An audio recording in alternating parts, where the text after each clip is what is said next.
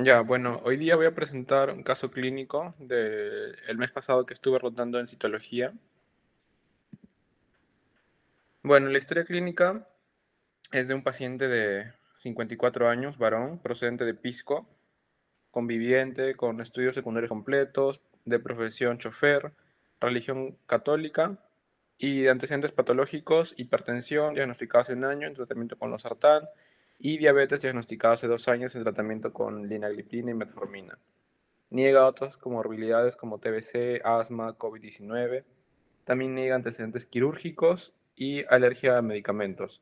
¿No? El paciente ingresa a emergencia el 9 de agosto de este año. Como enfermedad actual, el paciente refiere un tiempo de enfermedad de 8 meses de inicio insidioso y curso progresivo, en el cual refiere que desde hace 8 meses una sensación de pesadez y nota distensión abdominal progresiva. Luego también nota pérdida de peso progresivamente y desde hace un mes nota una leve ictericia, refiere el paciente. Una semana antes de ingreso, el paciente va a acudir a un médico particular donde el médico le va a indicar una tomografía abdominal sin contraste, donde se hay una tumoración hepática, ¿no? Y por eso es la razón por la cual el paciente ya acude a emergencia.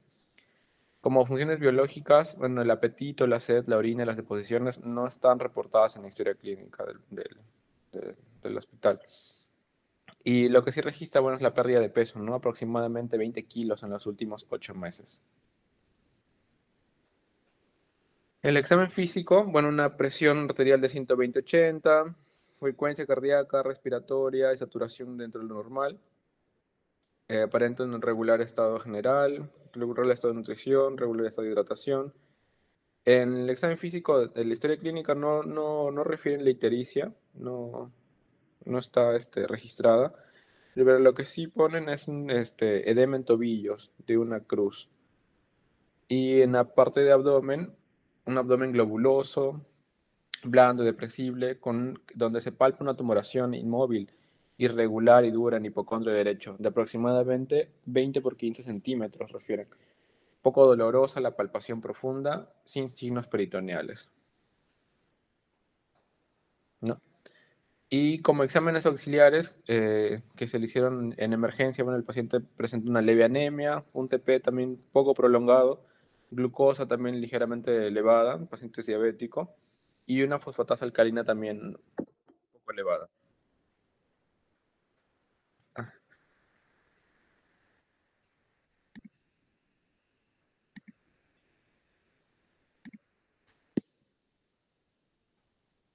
¿no? Entonces, en la tomografía de abdomen se le repite acá en el hospital, una tomografía de abdomen pero con contraste, ¿no? Y en la tomografía se observa en la parte del hígado un parénquima heterogéneo con patrón granular de densidad conservada y tamaño incrementado.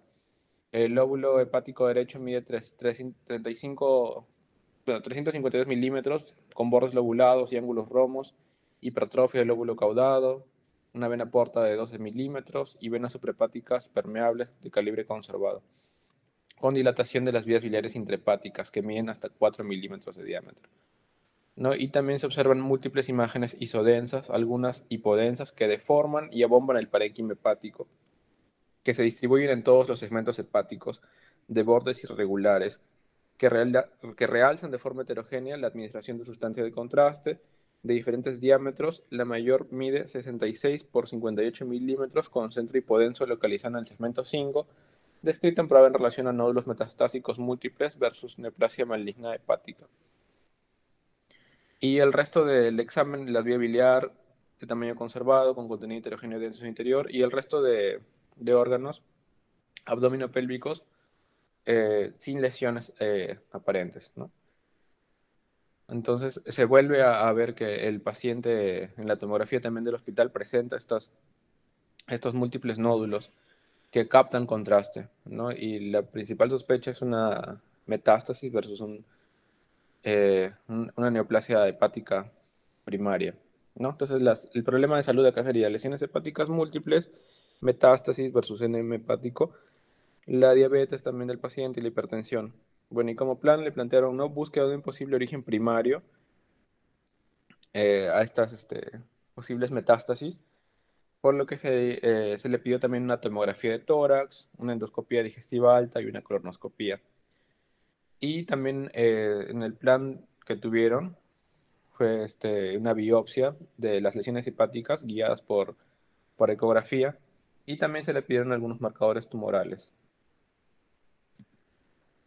En la tomografía de tórax no se encontró nada sugestivo de alguna neoplasia, ¿no? El parénquima de pleura pulmonar con atelectasias, aortoesclerosis, espondilosis y ningún tipo de lesión lítica ni blástica en la columna.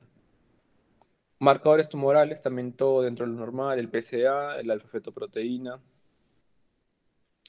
En endoscopía digestiva alta, le tomaron una biopsia de estómago, en el antro con una mucosa con eritema difuso y moderado, y áreas de mucosa pálida con patrón vascular submucoso y pliegues prepilóricos conservados. Se tomó una biopsia de ese lugar y como diagnóstico ya endoscópico le estaban poniendo una pangastritis eritematosa y una gastritis atrófica antral, que en la biopsia luego se vio que sí, bueno, solo una gastritis crónica leve, sin actividad, HP negativo. Y en la colonoscopía, que se realiza al día siguiente, bueno, en la inspección, repliegues cutáneos pequeños y al tacto rectal, que sí, bueno, en la historia clínica que le hicieron en cirugía no se refería, ¿no? Eh, que al hacerle el tacto rectal le encontraron escaso sangrado en el dedo del guante y trataban una lesión de consistencia blanda también. Al hacerle el procedimiento ya se progresa, ¿no? Con el endoscopio y a 5 centímetros del margen anal se observa una lesión proliferativa ulcerada e infiltrante de aproximadamente 5 centímetros, que ocupa el 30% de la circunferencia, de bordes irregulares y friable al roce del equipo, ¿no? Y toman una biopsia de esa lesión. Entonces lo ponen ellos como diagnóstico endoscópico también una lesión proliferativa ulcerada de recto a descartar una neoplasia maligna. Entonces, dentro del plan ya se le había programado al paciente también para hacerle la biopsia hepática, ¿no? Entonces al día siguiente se le realiza la biopsia hepática antes de que salga el resultado de acá de la colonoscopia de la biopsia. Se le realiza el 15 de agosto una punción aspiración con aguja fina y guía ecográfica en una pasada, donde se obtuvieron 3 extendidos celulares, ¿no? Se toma una biopsia y del trucut, que es un extendido en la lámina, y en ese extendido lo que se ve, bueno, acá en 4X, se ve que es una muestra adecuada, con gran cantidad de células, ¿no? Acá en 10X vemos ya, estas células están eh, dispuestas en forma de unos de mantos, de trabéculas, son células de núcleo bien redondo, que no están agrupadas tan cohesivamente, ¿no? Acá más aumento podemos ver estas células con citoplasma escaso, el citoplasma medio basofílico y el núcleo redondo, en algunos lados irregular, con cromatina de aspecto medio granular, ¿no? Entonces acá tenemos el informe, ¿no? Abundantes células redondas de citoplasma escaso, basófilo, núcleos centrales lateralizados de cromatina finamente granular, dispuestos en trabéculas y rosetas, ¿no? Y como diagnóstico de la citología del extendido que se hizo de esa biopsia hepática, nos ponen como una neoplasia células redondas pequeñas, a descartar un carcinoma neuroendocrino bien diferenciado o un tumor carcinoide metastásico. Ya con este resultado se trató de hacer el correlato, ¿no? Con la biopsia que le tomaron del recto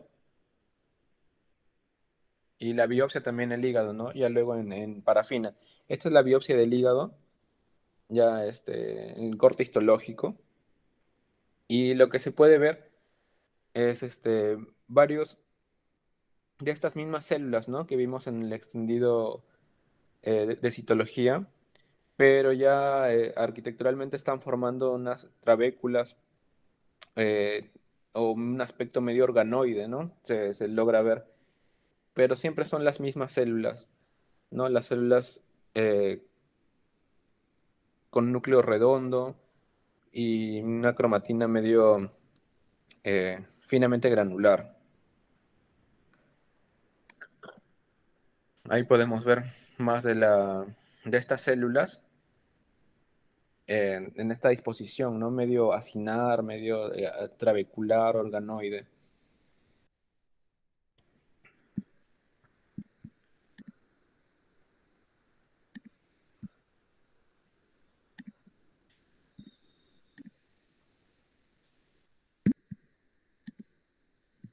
¿no? Y en la biopsia de recto, lo que vamos a ver, bueno, vemos que la mucosa rectal está aparentemente intacta y la lesión principal se encuentra en la submucosa, ¿no? O por debajo de todas esas glándulas, ¿no? Vemos ahí que nuevamente es la misma lesión que vemos en el hígado, ¿no? Esta proliferación de células con núcleo redondo, citoplasma finamente granular, ¿no? Que están dispuestas en patrón medio acinar, organoide, trabecular, ¿no? Entonces, se hace el correlato de los dos, el informe, tanto la biopsia de recto como la biopsia de hígado, se le pone el mismo informe, como una proliferación uniforme, células con núcleo redondo y cromatina finamente granular, con patrón organoide y en nidos, y un hallazgos histológicos consistentes con tumor neuroendocrino. Y para completar el estudio se recomienda estudio con inmunistoquímica, cromogranina, sinaptofisina y Ki-67. Una vez que se recogió el paciente al resultado, bueno, de cirugía le dieron de alta. Bueno, no le dieron de alta, sino eh, le mandaron al INE para que se haga ya los estudios y bueno, el paciente se quedó allá, no, ya no se quedó en el hospital y ya no se pudo saber más del caso, ¿no? Entonces, esa es la conclusión del caso, queda como un tumor neuroendocrino. Estaba pendiente la cromogranina, la sinaptofisina y el KI, ¿no? Vamos a ver ahora un breve repaso de las neoplasias neuroendocrinas para, para tratar de entender mejor, ¿no? Porque es un caso raro, como ya vamos a ver en la epidemiología, las neoplasias neuroendocrinas de recto son raras, e incluso más raro es el tamaño con el que se ha llegado a encontrar, ¿no? Es una lesión de 5 centímetros en la colonoscopía, que ya ha hecho metástasis a hígado, ¿no? Y aparentemente el paciente no tenía ningún síntoma de un síndrome carcinoide, ¿no? Probablemente ha sido eh, una proliferación de células, de una neoplasia de células no funcionantes. No, entonces acá tenemos los tumores neuroendocrinos, su distribución anatómica, podemos encontrarlas en todas estas partes del cuerpo, en pulmones, bronquios, páncreas, intestino delgado, colon, recto, tiroides, glándulas suprarrenales, ovario, cervix incluso, ¿no? Eh, tenemos dos categorías, ¿no? El tumor neuroendocrino y el carcinoma neuroendocrino. El tumor neuroendocrino generalmente va a encontrarse bien diferenciado y el carcinoma neuroendocrino va a ser pobremente diferenciado, ¿no? Como podemos ver acá en el HY, sus células son de núcleos redondos con cromatina granular, una población monomorfa, a diferencia del carcinoma neuroendocrino, que es hay mayor pleomorfismo, mayor atipia, puede haber mitosis, ¿no? Y también van a haber ciertas diferencias en la marcación inmunohistoquímica de cromogranina y sinaptofisina, como ya vamos a explicar. No, entonces en el tubo gastrointestinal tenemos todas las células enteroendocrinas, ¿no? A partir de las cuales se podrían originar estas neoplasias neuroendocrinas. ¿No? Tenemos las células enterocromafines que producen serotonina, las células tipo enterocromafines que producen histamina, las células C, las células K, células D, células A, ¿no? Y todas estas células.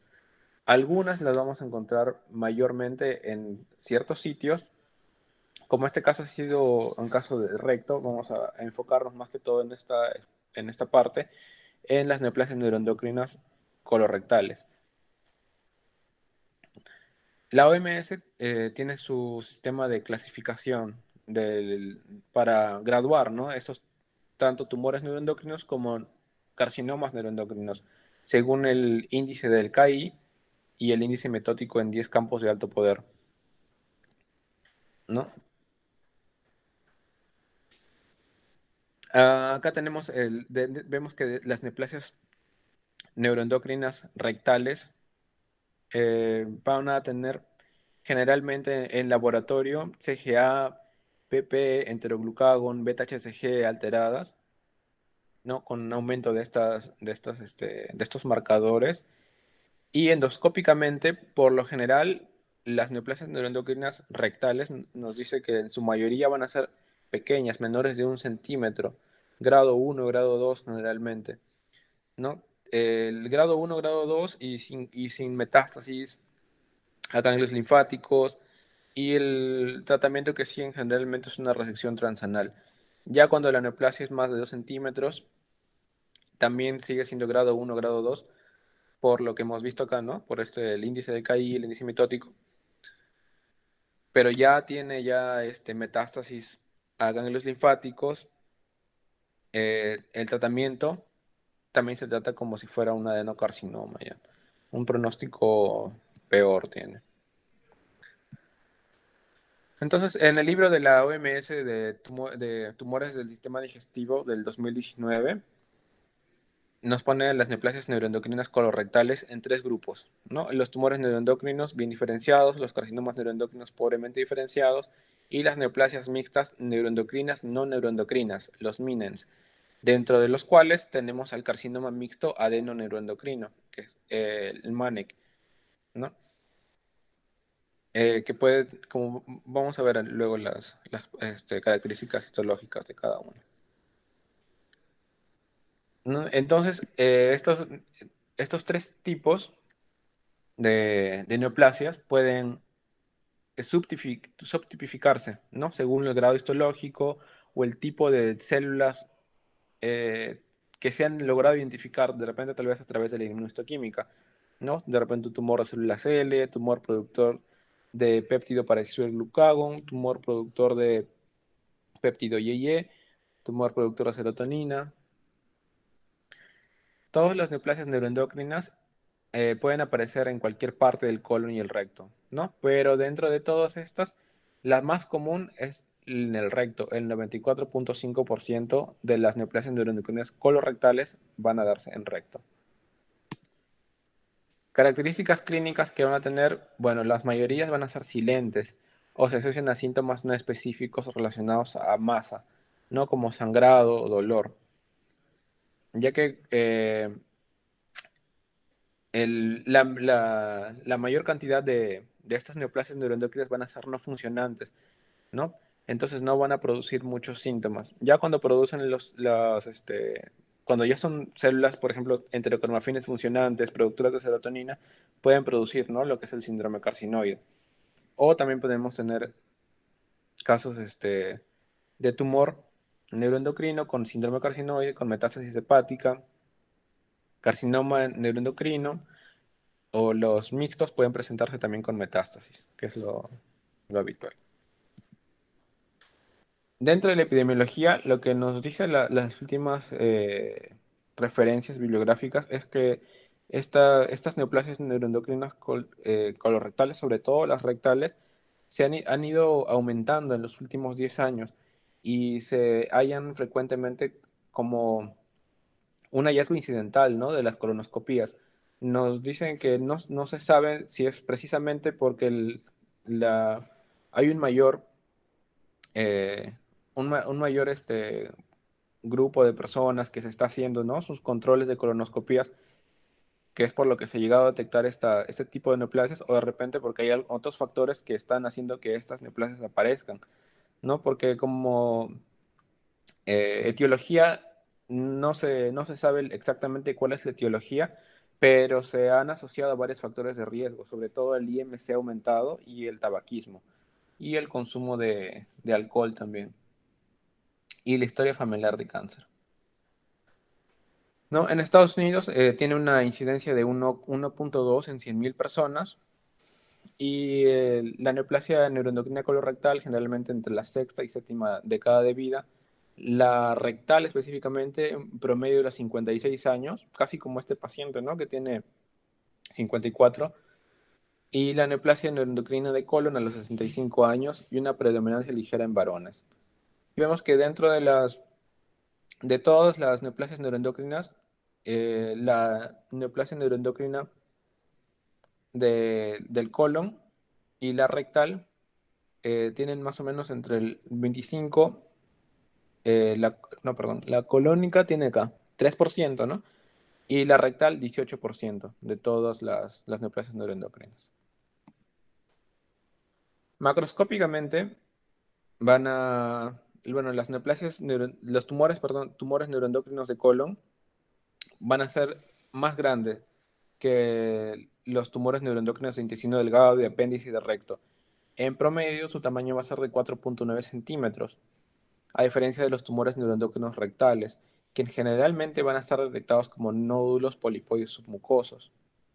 Por eso no, en este caso, eh, se ha detectado como una lesión proliferativa, ¿no? Me refieren de 5 centímetros.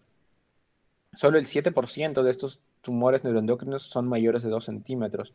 La mayoría son menores de 1 centímetro, son pequeños y aparecen como nódulos polipoides.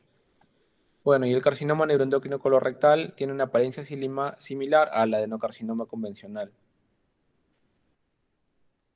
Acá podemos ver, ¿no? Esas imágenes endoscópicas, como si fuera un nódulo, ¿no? Submucoso se presenta el tumor neuroendocrino rectal, por lo general. En la histopatología, el tumor neuroendocrino, bueno, va a ser una población uniforme de células con núcleo redondo y cromatina finamente granular, que puede presentar diferentes patrones arquitecturales, como el patrón trabecular, acinar, en nidos, en cintas, y que van a expresar sinaptofisina y a menudo cromogranina. Acá podemos ver, ¿no? Cómo esta población de células monomorfas, con una tipia leve a moderada, ¿no? Con una arquitectura tipo trabecular. El tumor neuroendocrino, que es dentro de los, generalmente son G1 y G2, bien, bien diferenciados, ¿no? Pueden tener estas tres estructuras: la estructura A, patrón sólido en islotes; estructura B, patrón glandular; y estructura C, patrón trabecular. Cada tipo de tumor neuroendocrino de cada célula va a tener una predisposición hacia cierto patrón. Por ejemplo, el tumor neuroendocrino de células L generalmente en recto tiene una estructura tipo C, o sea, es decir, un patrón trabecular. Y las células de los tumores neuroendocrinos, bueno, sus características citológicas, ¿no? Como ya hemos visto, atipia leve a moderada, citoplasma abundante, núcleo monomorfo con cromatina en sal y pimienta. Y la necrosis está ausente usualmente. Y por otro lado, el carcinoma neuroendocrino va a ser un carcinoma de células pequeñas o células grandes, en un patrón dispuesto en cordones o en trabéculas, con células pobremente diferenciadas, con un alto índice mitótico e índice de proliferación, un KI 67 alto. Puede presentar también una estructura organoide con patrón de trabéculas grandes, tipo rosetas, empalizada y nidos sólidos, con centros necróticos, a veces con necrosis unicelular y un estroma grueso, estroma prominente. Las células van a tener una atipia severa, una actividad mitótica aumentada, mitosis atípicas. Y bueno, cuando son carcinomas de células pequeñas, usualmente es un patrón sólido. Y cuando es un carcinoma de células grandes, va a tener un patrón más organoide. Y el otro tipo que tenemos es el MINEN, ¿no? La neoplasia neuroendocrina mixta, que generalmente la mayoría va a ser un carcinoma neuroendocrino pobremente diferenciado con un componente de adenocarcinoma. Esta es la más frecuente dentro de estas neoplasias neuroendocrinas mixtas. Y menos frecuente el tumor neuroendocrino de bajo grado con adenocarcinoma y mucho más raro el tumor neuroendocrino con un adenoma. Inmunistoquímica, bueno, nos va a ayudar más que todo para diferenciar, ¿no? El tipo de células que podemos encontrar y para subtipificar, ¿no? al tumor neuroendocrino, ya sea un tumor neuroendocrino de células enterocromafines, que va a ser positiva para serotonina, y el tumor neuroendocrino de células L va a ser positivo para péptido YY, glicentina, péptido parecido al glucagón tipo 1 y tipo 2. Y a diferencia del tumor neuroendocrino de células enterocromafines, que va a pintar fuertemente estos tres marcadores, el tumor neuroendocrino de células L va a pintar focalmente nomás para la cromogranina y sí va a pintar bien fuerte para la sinaptofisina. El carcinoma neuroendocrino va a pintar intensamente para sinaptofisina, tenuemente para cromogranina y otros marcadores que puede marcar también, ¿no? Es la enolasa específica neuronal, el CD56, CDX2, TTF1 y en menor extensión el SSTR2A. Acá tenemos esta imagen del libro de la OMS, un tumor neuroendocrino, grado 2, tipo de células L. El tipo de células L va a pintar más que todo para, como habíamos visto acá, para péptido Y, glicentina, GLP y la sinaptofisina bien fuerte, ¿no?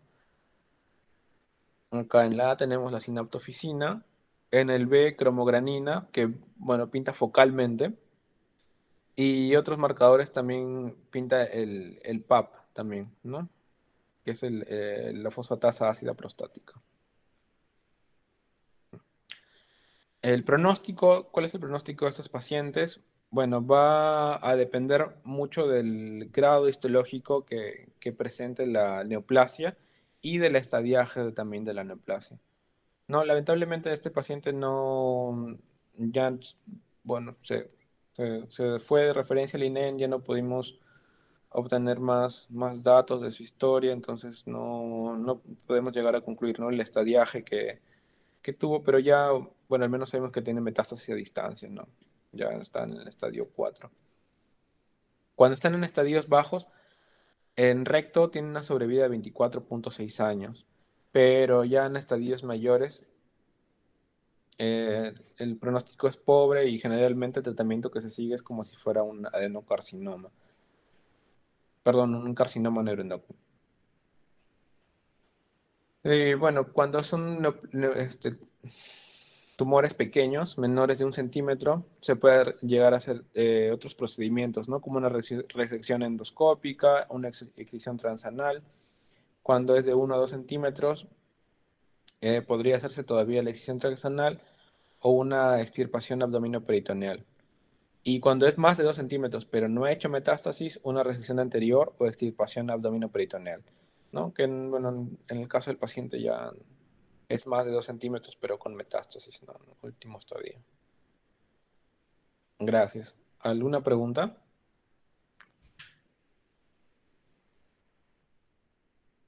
Sí, Cristian. Sí, doctor. Cuando se pudo tener ya más o menos la sospecha del resultado, se insistió, sabes tú, del encargado de hacer la historia, averiguar sobre posibilidades de molestia de ese tipo, como poder un síndrome carcinoide o algo parecido, porque llama la atención, obviamente, que teniendo no una, no varios nódulos, por lo menos los que se consignan en la tomografía a nivel del hígado no tenga síndrome carcinoide, cuando justamente una de las características que señalan para esos casos, sin que sea obligatorio, lógicamente, ustedes saben que en medicina nada puede ser absoluto, ni nunca, nunca, ni siempre, siempre, Sin embargo, llama la atención que no tenga un síndrome carcinoide. Y la causa de la consulta, inclusive, como que no tiene nada que ver a veces con el síndrome carcinoide, ¿no? Pero sin embargo, todo es posible en medicina, como comentaba. ¿No sabes tú algo sobre eso? No, no, apenas tuvimos los resultados, bueno, le hablé a la reciente cirugía para ver cuál iba a ser el plan, ¿no? Si es que le iban a hacer las inmunos en el INEN o de repente en particular para llegar a reevaluarlos y, bueno, saber un poco más de la historia clínica, pero no me refirió en ningún momento síntomas, ¿no? Que sugieren algún síndrome carcinoide. Lo que dice No, la sí, literatura es que, bueno, en tubo digestivo algunos de esas neoplasias neuroendocrinas son no funcionantes, ¿no? Podría ser en todo caso esto de acá,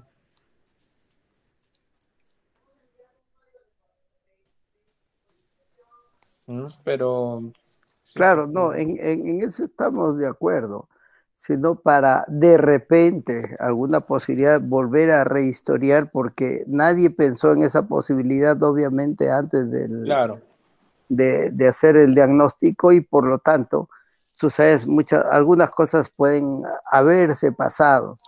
No digo yo que esté mal historiado, sino sencillamente para documentarlo mejor. Y desgraciadamente, pues estamos en el sistema todavía de, de, de que todo hay que referirlo, la mayor parte de los casos hay que hacer la referencia de los hospitales del Ministerio de Salud hacia el instituto, porque no hay mayor posibilidad de aclarar el diagnóstico ahí y menos de tratamiento si es que se quisiera. Es una lástima porque al final de cuentas no se pierden los casos, ¿no? Se perderán, diríase, para nosotros, pero también es conveniente y debería ser que hasta cierto punto justo que se hicieran acá y que aprendamos todos. Pero bueno, te digo esto porque es lamentable que casos tan singulares que tranquilamente eran lección para todos los que están en patología ahora y los que todavía estamos relacionados con el departamento, porque es un caso muy raro, muy raro. Nosotros hemos visto alguna vez tumor carcinoide, ciertamente, pero en biopsia más de estómago, menos en intestino delgado, y pocas veces también, como sabrán ustedes, en hallazgos incidentales en apéndice secal, ¿no? Pero así de lesión metastásica, definitivamente yo no me acuerdo nunca haber visto un caso de un carcinoide metastásico. Lo que sí hemos visto en alguna oportunidad es neoplasia neuroendocrina o neoplasia endocrina múltiple, sí. Pero eso es otra cosa, ¿no? Eso no tiene nada que ver con este caso. Muy bien, yo te felicito realmente, el caso bien documentado. La histología en el HI es lo que manda. Y bueno, sí, pues espera, tiene el aspecto de ser no tan agresivo por lo que has presentado, pero sí, tampoco, la parte, claro, en las es, características citológicas claro, no tiene mucha tipia, mitosis, ¿no? Por eso dentro de un grado bajo se consideraría, pero igual sería necesario, como dice el libro de la OMS, tener el índice también del KI, ¿no? Para llegar a completar eso. sí, de todas maneras, ya lo habrán hecho seguramente porque si bien tiene todo ese aspecto, pero no nos olvidemos que en buena cuenta él debuta con un proceso metastásico, diríase, ¿no? Porque primero se hace el Sí, diagnóstico de las lesiones múltiples en hígado y después se busca dónde podría ser. El hecho que ya de metástasis ensombrece mucho el pronóstico, creo yo, del paciente. Aunque tuviera, aunque tuviera buena diferenciación. Yo no sé, porque nunca he tenido oportunidad de verlo. ¿Hay opción en este caso de tratamiento quimioterápico? Porque si son múltiples nódulos hepáticos, no sé, pero me resisto a creer que pudiera sí, ser en una lo que refiere al intervención. tratamiento, como dice que está aumentando estos casos de neoplasias neuroendocrinas, sobre todo a nivel de recto. Se están proponiendo nuevos tratamientos, o bueno, los tratamientos que son la quimioterapia, en el caso de las metástasis, la resección de las metástasis hepáticas, pues en este caso el paciente, como tiene múltiples, no creo que sea posible, pero sí, dice que están todavía en estudio, progresando, ¿no? Estas nuevas terapéuticas, como es una neoplasia que está en aumento ahora. Ya. Oh, claro, muy, muy interesante. Y ustedes saben, nuestro trabajo, nuestro diagnóstico es justamente por la morfología, ¿no? Estructuralmente. Si bien no tiene todas las características, pero ahora ya con la inmuno hay que terminar de hacerlo, lógicamente. Pero bueno, así quedamos. De todas maneras, deben tener ustedes algún, o no, se ha ido con taco y todo, seguramente, pues, ¿no? Con todo el Mm, material. sí, seguro, Para ver seguro. si después se puede documentar. Bueno, de todas maneras, así es el negocio, pues desgraciadamente en nuestros hospitales. Felicitaciones, Cristian, muy, muy, muy aleccionador el caso que has presentado. Gracias, doctor. ¿Alguna otra pregunta tiene algún participante? No, si no, damos por concluida entonces la actividad de hoy. Ok, Cristian, muchas gracias. Chao, Cristian. Chao, Joel, Buenas Edwin, noches, chao, Jenny. doctor. Buenas noches, Gracias, doctor. doctor. Buenas Noches a noches, todos. doctores. Chao, chao, Buenas noches, Gaby. doctores. Hasta la próxima. Chao, doctor. Gracias. Chao. Mañana, mañana te llamo, Gaby, porque estoy revisando unas cosas por ahí que parece que han llegado. Ok, perfecto, doctor. Espero su Ah, llamada entonces. sí, sí. Chao. Y si no es escribida. Ya. Chao, Ya, chao. doctor. No hay problema. Chao.